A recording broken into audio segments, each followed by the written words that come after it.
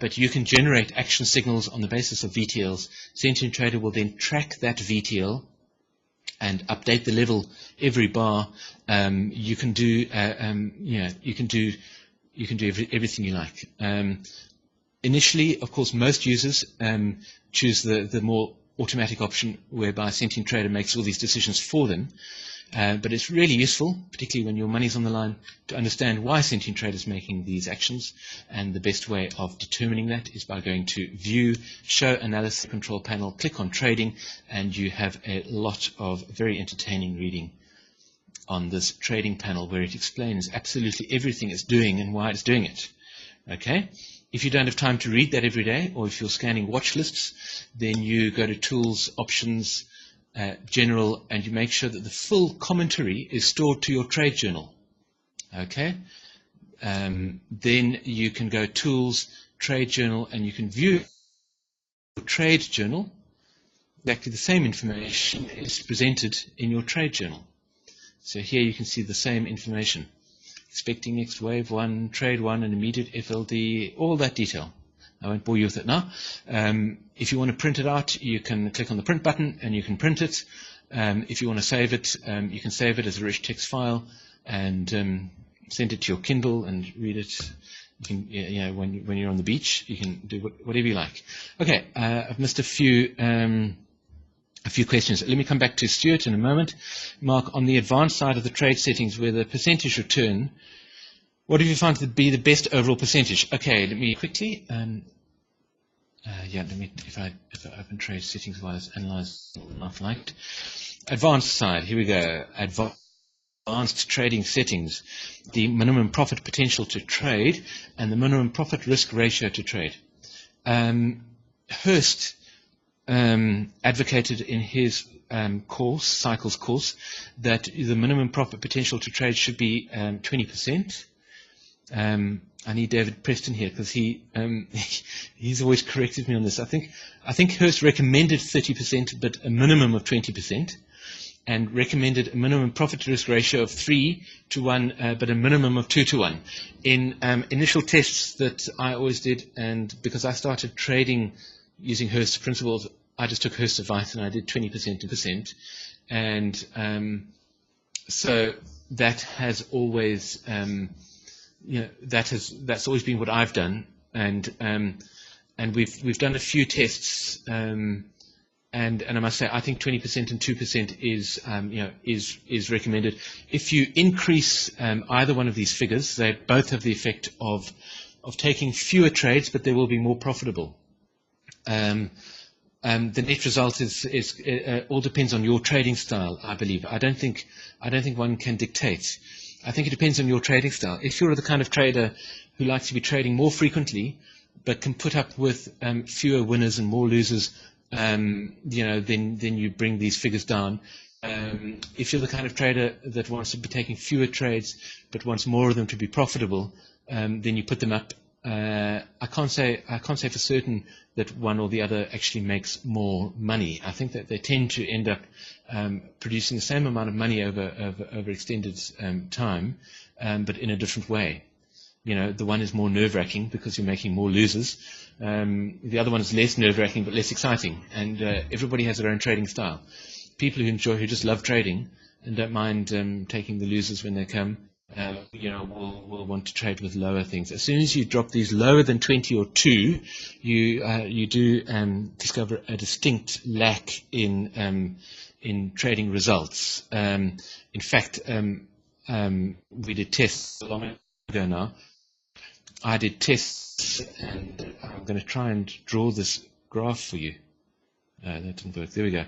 I'm going to try and draw the graph for you for what it turned out to be. If you set those levels, okay, this is low, and in other words, 5% profit risk or 0.05 profit to risk ratio, and this is high, and then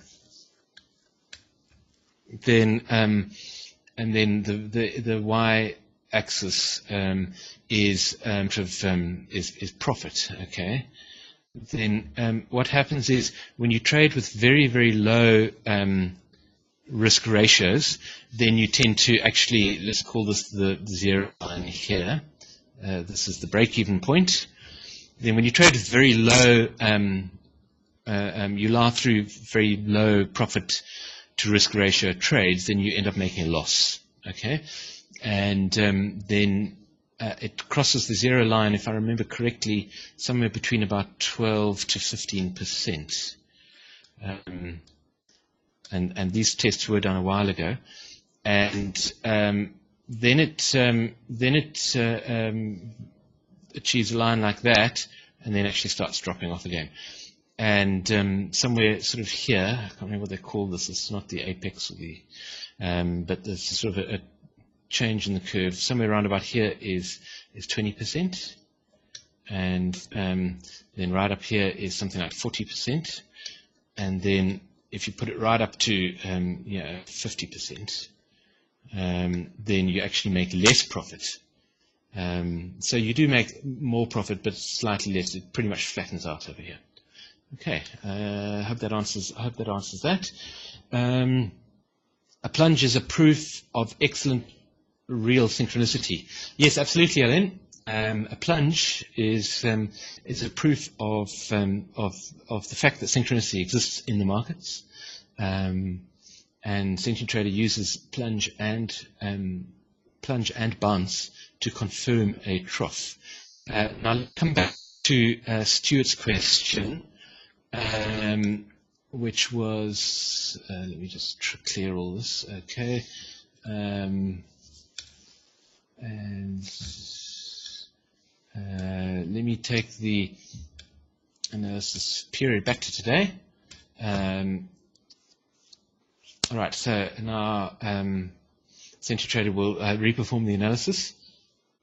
What you'll see that has happened recently is, well, you all know what's happened recently. You can see it. A big move down, and then some quite interesting move, quite an interesting move since then. I'm just waiting for the software to reanalyze, and you'll notice the software is now going to shift the positioning of these troughs. Remember that I mentioned that the 80-day cycle was positioned here because of the breakdown of the shorter cycles. Okay, so let's actually turn off trading for now, because that's can be okay, and it still has. All right, so let's turn on our VTLs and our FLDs. Okay, so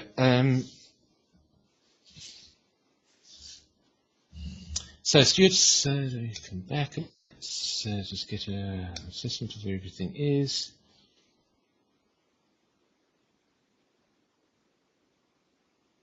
Okay. Stuart's question was why, if price has crossed the VTLs, and the VTLs in particular are the 20-day VTL and the 40-day FLD, why has the software not confirmed this as a trough of the 40-day cycle? And the answer to that is a little complicated. But I'll do my best to explain that. You'll notice that what's happening here, and let me switch this on, is here, price crossed the 20-day VTL. Here's the 20-day VTL, thereby confirming a trough of the 40-day cycle. Okay? And here, price crossed the 40-day FLD, thereby confirming a trough of the 40-day cycle. Okay? 40-day FLD, remember, refers to the 40-day cycle. 20-day VTL refers to the 40-day cycle. So both of those things confirm the positioning of a 40-day trough. Why has Sentient Trader not plotted a 40-day trough? Now, the reason for that is because the most recent 40-day trough, according to this analysis, this best cyclic model, was over here. Okay, which means it has positioned that trough as a 20-day cycle trough. Now, when price crosses the VTL and the FLD, that would imply that this trough over here, this price here, should in fact be a trough of the 40-day cycle. Okay. Now, what's actually happening is that Sentient Trader cannot position. It won't position the trough over there, because that would contravene the length of the minimum length of the 20-day cycle. Here is the minimum length. That would then make the 20-day cycle that long, okay, which is too short for a 20-day cycle, and it would make the 10-day cycle also that long, and it would make the 5-day cycle that long. Okay, so it's contravening several of those rules. All right. So what does that mean? It means that one of two things is going to happen. Either this FLD and VTL cross is in fact erroneous, and you do get erroneous FLD and VTL crosses. It's important to bear in mind you do. There are times when you look back, and I'll show you now how you can see how much of them are correct and how many of them are erroneous. It is perfectly possible that that these are erroneous FLD crosses. Okay. Either it means that, or it means that this analysis, going back further than I'm showing at present on the whiteboard, and so let me just zoom back.